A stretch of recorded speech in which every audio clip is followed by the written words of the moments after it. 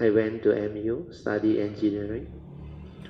The first day I went there, somebody brought me to science faculty. The author of the book, our late chief, K. Sridhamana, he was giving a very scientific Buddhist talk at that time. Then when he was sharing all those teaching, I remember, keep on pointing to the forehead here. No? He said, look into the mind. That time I don't know what Dhamma is, I don't know, I haven't really cultivated. So I thought the mind is inside here, the brain, the memory.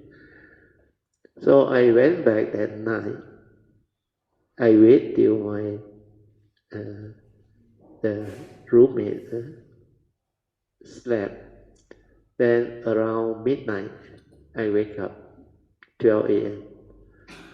I decided to sit, to meditate. So I sat. Then he advised us during the talk, look into the mind, point to the forehead. So I look into the mind. Well, that time I science student, my mind very focused, very clear. I want to concentrate on something, I cannot. So I was looking into the mind, the brain there. I can't find anything. But all of a sudden I find a bright spot. Very funny, the bright spot appear. Then I look at the white spot. I can just look at it, it doesn't run on. Yeah. Then very funny is I become very quiet, very peaceful, and I look at it. Then I was able to relax into it, and I look at it. Then after that, he said, look inside. I said, I look already. So I decided to give it a push. I went through that one pointedness. Then inside the meditative state, I saw my mind travel out into infinite space. It's just like a spaceship, go out into infinite space. Then during that moment, the whole consciousness and the mind become very different. Then like this one going out. Then all of a sudden the thought came back now. What is all this? So I decided to withdraw. The first time I experienced it. Then my mind come back. So to me, all those moments at the most half an hour, cannot be more than half an hour. So I opened my eye, 4 a.m. My watch said. I have been sitting there 4 hours without me knowing. And I was full of this, what they call inner peace, inner calmness. The mind is like completely absorbed. No thought, nothing. And that state remained for a week. So that time I was telling myself, oh, that is meditation. Because I didn't know. So I continue doing it as a uni student until my anapanasati come by itself, until I become very, very good at it. Then I develop metta, everything. At that time I like enlightened, 1975, 76, 77, until I graduated in 79. That time I like nothing can disturb me. But I didn't know that is still not the free mind. That is still deep absorption. Luckily it's not one-pointedness. Not the one that go into one-pointedness to do the ekagata and all those things. Mine is full mindfulness, the anapanasati, until it becomes absorbed into it.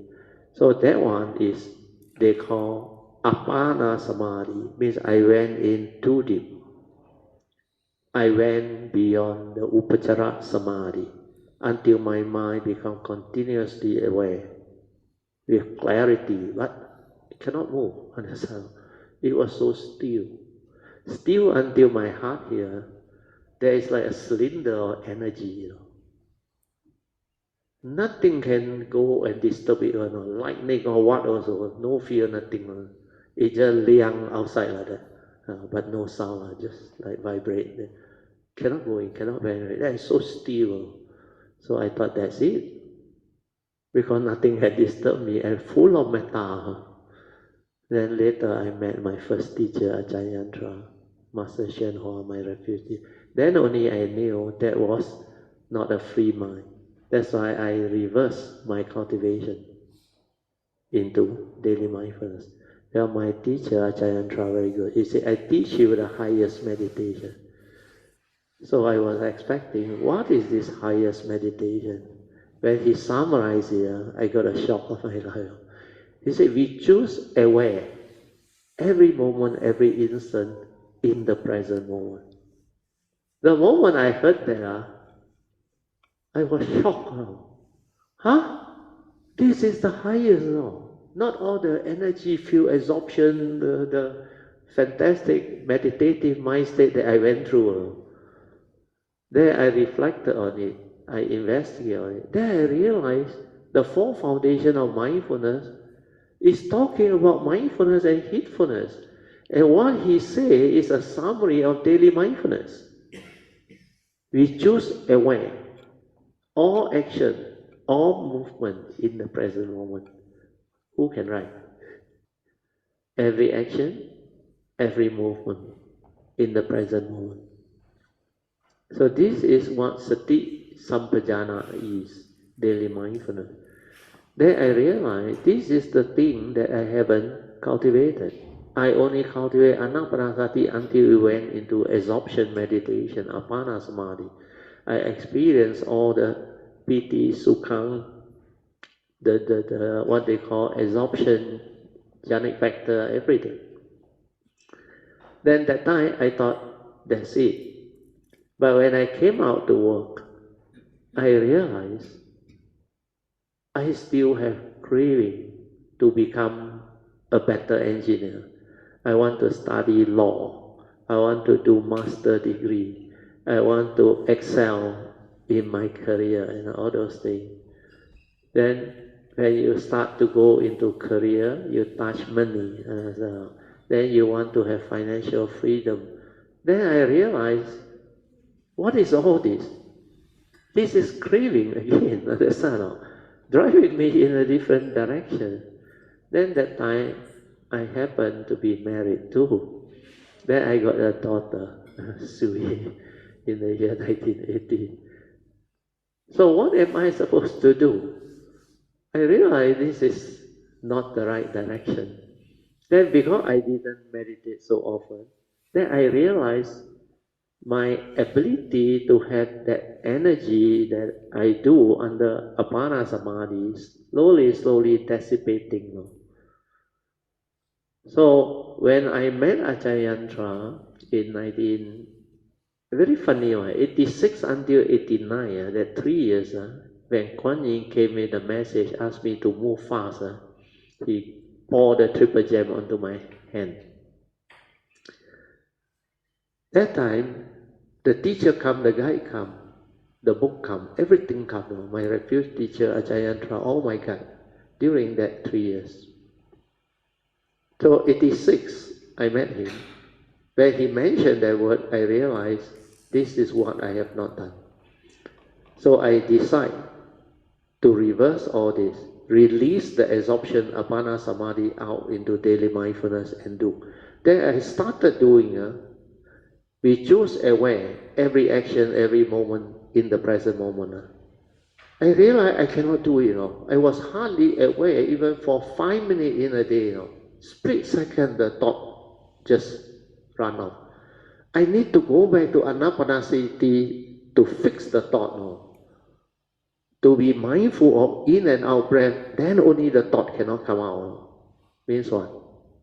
I use energy field to suppress it. I go into absorption, apana samadhi. And there is not a free mind. That's why the 5 mental hindrance, when I was meditating in the uni, it's like I don't have the hindrance at all. Like I'm enlightened. Then later on, when I don't meditate so often, I realize the mental hindrance arise, the craving, the desire, all this starts to surface again. That's why I knew straight away that was not the right way. Then I determined to be aware. Then my teacher Ajayantra asked, I remember, he said, Who want to promise to develop this, the highest meditation? So I straight away, without hesitation, put up my hand. There was another guy that followed me. I don't know who he is. Then he looked at the two of us. He smiled. And said, "You promised the Buddha, not me." You promised the Buddha. You dare to go against your promise. That's why I determined to be aware. Within 2 weeks, the sati came. I just maintained my awareness at the heart. The sati came. That's how I developed the ability to be at the heart area, no longer at the forehead. Then when this one developed, I reached a period where this chest area, the energy was so strong, the mindfulness, the awareness, until the mind become aware by itself. Then I realized, this is what I heard before. You take care of my mind, take care of you. Because the awareness was here until every moment also aware or not, aware. Inside there, aware. By itself is aware or not. That's why you must determine to be aware from inside. Then this one become aware. Then actually, I was lucky because I have a vow that enable me to have the causes and conditions to understand the highest teaching at any one time when my nature arises. And because of that, my last guide came in 1989. After I have understood the Dhamma, after I connect, he came. I refused to see him. There were conditions, 6 times I refused to see him. Then after the 6th time, I was telling myself, who is this guy? How come like that? Normally, 2 or 3 I will see already. I know his bandwidth. So I say, okay, I don't know who he is. Because the condition keep on manifesting. I say, okay, I will see him. And then when I met him, I knew why. Because he cut short my training, my cultivation, by at least 10 to 15 years. He very different, but he know where the gateway is. That is the only thing I need from him. And the rest is history. A lot of things happened. The moment I met him, he held my hand, he knew. My mindfulness, my awareness, he knew. He said, "You are very good," he said. "Very few people can have this type of mindfulness and awareness." He used the word awareness. He don't like the word mindfulness. He is the one that told me, I don't know what this Buddhist teaching is all about. Awareness, where got mind on, is it? And they go and coin the word mindfulness. When you have mind, it's the mundane mind, understand? No? You say awareness, where got mind? Aware means aware.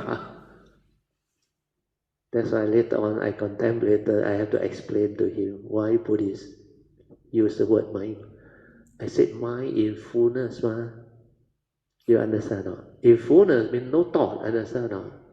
You fully aware. Not mind in fullness, full of thought, that is heedless, understand? No? Then he said, if that is the meaning, then don't use that word. Awareness, he said, aware, finish. So from there onward, everything just fall into place. Then it becomes history. Okay? So because of that, I connect to my past. I inherited from my karmic nature initially, then later on my spiritual nature.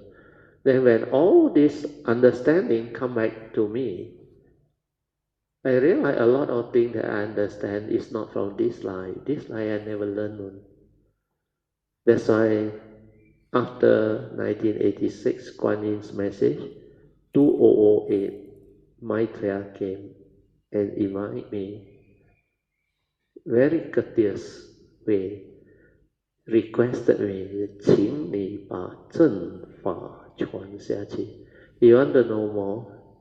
Read the blue book, Bodhisattva Way. Yeah? It's inside there. I describe it, how it happened and all those things. Very beautiful. Then That's how I end up teaching all these things. Yeah. Otherwise, all this teaching cannot come out, yeah, because of that request and the condition.